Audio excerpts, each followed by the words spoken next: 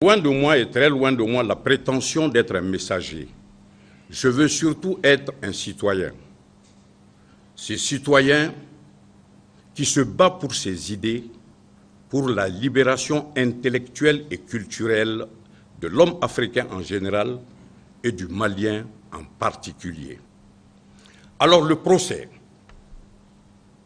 Pourquoi un homme à l'abri du besoin, directeur d'une société et entreprise d'État florissante, prend son fusil le jour de la fête de l'armée de son pays pour aller dans la demeure d'un riche commerçant et le tuer sur sa peau de prière, sur son tapis de prière? Voilà la clé qui va ouvrir le procès. Mais le procès, il y a le dit. Le dit, c'est l'organisation d'un procès, la procédure à suivre, les enquêtes préliminaires, les recherches, le tribunal, le président, le procureur, les avocats, la presse, le public qui est là, les témoins, c'est tout ça le dit d'un procès. Il faut remercier la présence des avocats qui sont parmi nous ici. Mais la compréhension du procès, la traduction de ce dit, c'est la critique d'une société hypocrite. Une société hypocrite où le vol, le mensonge, la médiocrité, la concussion, la prévarication, la gabégie, le népotisme sont érigés en système de valeurs. Alors, il faut une libération culturelle de l'homme malien.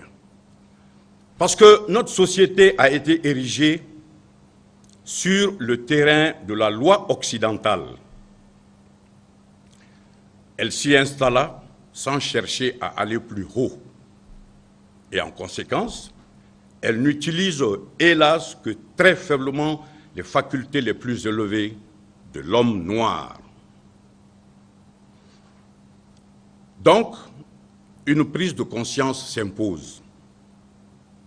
Le savoir étranger ne doit pas contribuer à détruire notre savoir traditionnel. Le savoir étranger doit pouvoir l'améliorer pour donner un savoir nouveau qui soit propre à nous. C'est ça le dit du procès, parce que j'ai dégagé 4 types de justice qui ne sont pas justes.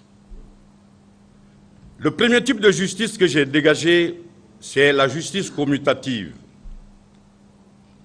La justice commutative a pour formule le doudes. Je te donne pour que tu me donnes. Si je n'ai pas à te donner, tu ne me donnes pas. Si tu ne me donnes pas, je ne te donne pas. Et cette justice, elle est venue, on l'a adoptée chez nous. Et Victor Hugo disait, lorsque l'enfant paraît, le cercle de famille applaudit à grands cris. Mais dans la société malienne, dans la société traditionnelle, quand l'enfant paraît, c'est toute la communauté qui applaudit. C'est tout le village qui est en fête. On vient, qui avec une calebassée d'arachide, qui avec une calebassée de haricots, qui avec une calebassée de céréales, qui avec du beurre de karité, qui avec du beurre de vache. On vient pour célébrer la naissance de Tchekroa ou de Moussoukoura. Mais malheureusement, ce type de justice n'est pas juste, parce que chez nous aujourd'hui, qu'est-ce que nous constatons? Quand nous partons au baptême, les femmes ne me diront pas le contraire. Lorsque tu amènes un pagne, lorsque tu amènes un cadeau, tu mets ton nom sur une étiquette que tu colles sur le cadeau que tu amènes à la mère de Tchekroa ou de Moussoukoura. Si c'est du Vax, elle va garder pour dire que c'est le Vax. Et gare à toi, si c'est du basin très riche, le dernier cri de basin, elle va noter que c'est du basin très riche. Et gare à toi si le jour où tu as ton baptême, toi aussi, la femme à laquelle tu as amené un basin, si elle t'amène tout juste le Vax de Lomé, Il va dire, mais celle-là, elle n'a pas de considération pour moi, elle me prend pour qui? Je lui ai amené le bazin très riche, je lui ai amené le ganila et voilà, il me donne le wax. C'est ça le dohudes. Ça n'a pas de sens dans une société comme la nôtre. Et pire, lorsque on va aux obsèques, j'ai fait cette remarque qui m'a fait mal. Nous sommes en train de tout perdre. La civilisation de l'avoir est en train de détruire notre société, si nous ne prenions garde. Quand le blanc ouvre un livre de condoléances, ici, chez nous, au Mali, on ouvre un cahier où on met le nom, le prénom et le montant de ce que chacun a amené. On écrit, Bekaï Sangaré a amené 100 000 francs. Maître Diallo a amené un bœuf. On écrit ceci. Or, le pauvre qui est venu, qui a porté sa chair pour venir partager la douleur de la famille éplorée, on ne l'inscrit pas dans le cahier. Il n'est pas important. Le jour où le décès survient dans l'autre famille, celui qui t'a amené 100 000 francs, si toi tu n'as pas 100 000 francs pour aller rembourser ce qu'il t'a donné, comment tu vas faire? Tu vas prétexter, ah je ne l'ai pas appris, je n'étais pas là, j'avais voyagé, c'est le mensonge. Et voilà pourquoi je trouve que ce type de justice n'est pas juste, ou du moins mal adapté à notre communauté. Le deuxième type de justice que j'ai dégagé, c'est la justice distributive. Celle-là, elle appartient au chef. C'est le responsable. Elle a pour formule la proportion de chacun selon ses forces et capacités, à chacun selon ses besoins et mérites. Mais malheureusement, aujourd'hui chez nous, ce type de justice n'est pas juste parce que regardez dans nos administrations. Quand on regarde dans nos administrations, l'administration est pleine de médiocres.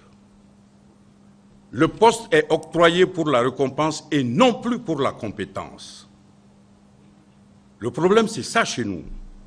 Lorsque tu n'es pas d'un parti politique, tu n'es pas parent d'un tel, ami d'un tel ou frère d'un tel, tu vas croupir dans les kajibis, tu vas croupir dans les débarras.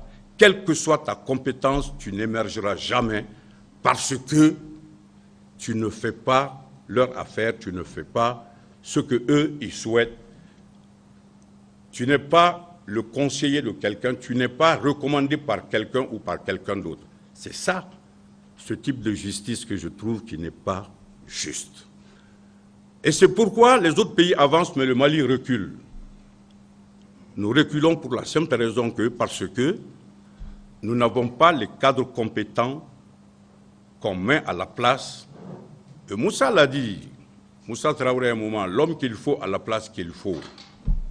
Mais aujourd'hui, on dit, mettez-le là-bas, le niveau le trouvera là-bas, il va se démerder, même s'il n'a pas le niveau.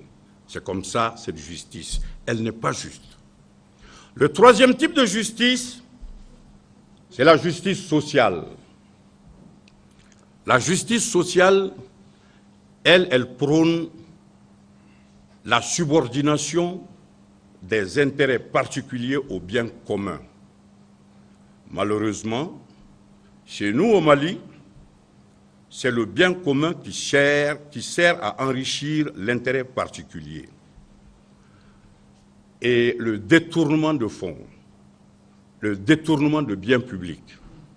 Quand on a suffisamment mangé ici, au lieu d'être en prison, on t'enlève pour te mettre là, afin que tu puisses manger davantage.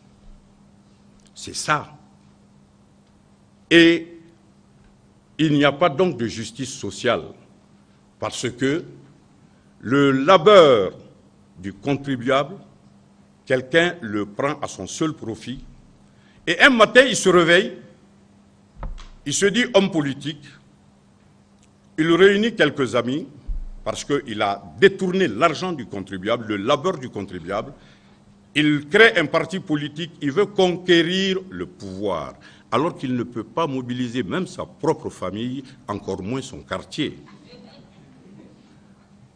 ce type de justice aussi n'est pas juste. Le quatrième type que j'ai dégagé, c'est la justice pénale. Je vois les avocats sourire. La justice pénale, elle s'assigne la restauration de l'ordre social lésé et l'amendement des coupables. Mais chez nous, malheureusement, c'est les voleurs d'aiguilles, les voleurs de cola, les voleurs de coke, les voleurs de ceci ou de cela, les voleurs qui sont en prison. Ceux qui ont volé des milliards se promènent en avion entre des capitales occidentales, pas du tout inquiétés. Je trouve que ce type de justice n'est pas juste. Ça, c'est la compréhension du dit.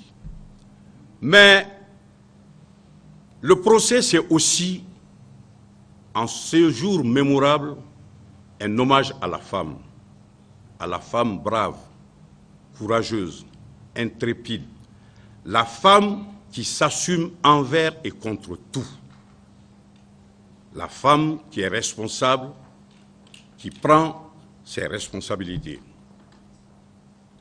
Mais le procès, c'est surtout la malédiction.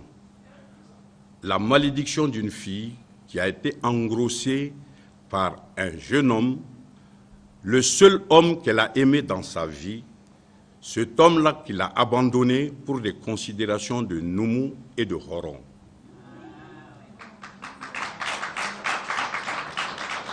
Alors, cette fille étudiante, n'ayant que ses yeux pour pleurer, a maudit ce garçon parce que, héritier de la grande famille colossale des Keïta, il ne saurait lier l'illustre nom Keïta à une Noumou, à une Kanté. Elle lui a dit ceci: si c'est à toi que j'ai donné ce que je ne pourrais plus jamais donner à un autre homme, si je n'ai jamais partagé la couche d'un autre homme, si ma mère à mon père n'a jamais dit non, que cet enfant, s'il est le tien, qu'il cause ta perte. Et voilà pourquoi ce jeune homme a pris son fusil le 20 janvier pour aller tuer ce riche commerçant sur son tapis de prière dans sa riche demeure. Voilà synthétiser le procès. Donc, Bambo, un mariage impossible.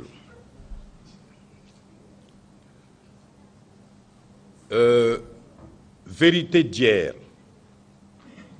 Une vérité d'hier peut-elle être une réalité d'aujourd'hui? Ça, c'est le grand questionnement du nouveau et de l'ancien. Cependant, on nous dit que le passé ne doit pas être un obstacle à l'adaptation qu'impose le présent.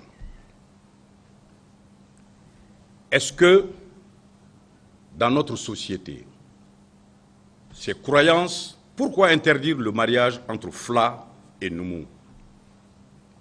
Ces croyances traditionnelles, ces croyances ancestrales, doivent-elles continuer à régir notre société en ce 21e siècle encore? Ça, c'est la question qui se pose. Bambo est une passion, un amour passionnel. Bambo, c'est un amour de jeunesse inassouvi. Mais Bambo, c'est aussi un dadjourou, un serment pris entre un griot peul, un mari peul et sa femme Fla. Laquelle femme a été droguée et abusée par un jeune soupirant de leur enfance, qui est Noumou. Et Bambo tombe amoureux de la belle et charmante Ramata, la fille du commissaire Tigana, qui a abusé de cette femme, un commissaire qui est censé protéger la communauté. Bambo est le fruit de cet abus. Il a grandi dans cette famille, mais amoureux de la belle et charmante Ramata, comment célébrer un pareil mariage? Voilà le problème dans Bambo, un mariage impossible.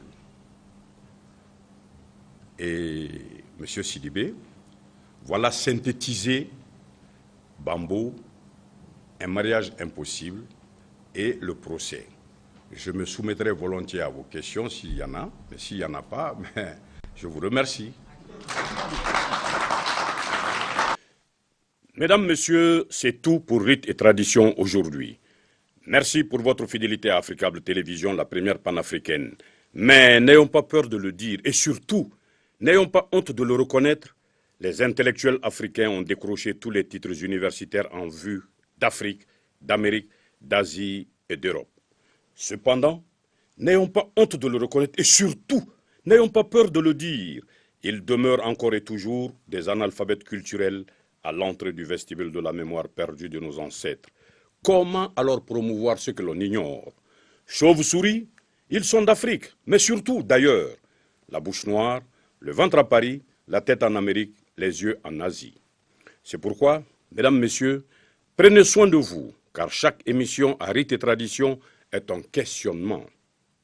Ce que l'on apprend de la culture d'autrui, vaut-il ce que l'on oublie de soi? Ainsi, fils et filles d'Afrique, nous devons sans cesse avoir en vue qu'il ne saurait y avoir de développement économique, politique et social sans un rayonnement culturel adéquat. C'est pourquoi il ne s'agira pas pour nous de faire recours à nos sources, oh que non, mais plutôt d'avoir recours à nos sources afin de promouvoir le développement réel du continent africain. Car personne ne viendra construire l'Afrique à notre place. Ciao, à la joie de vous retrouver, on ne peut plus nombreux, la semaine prochaine.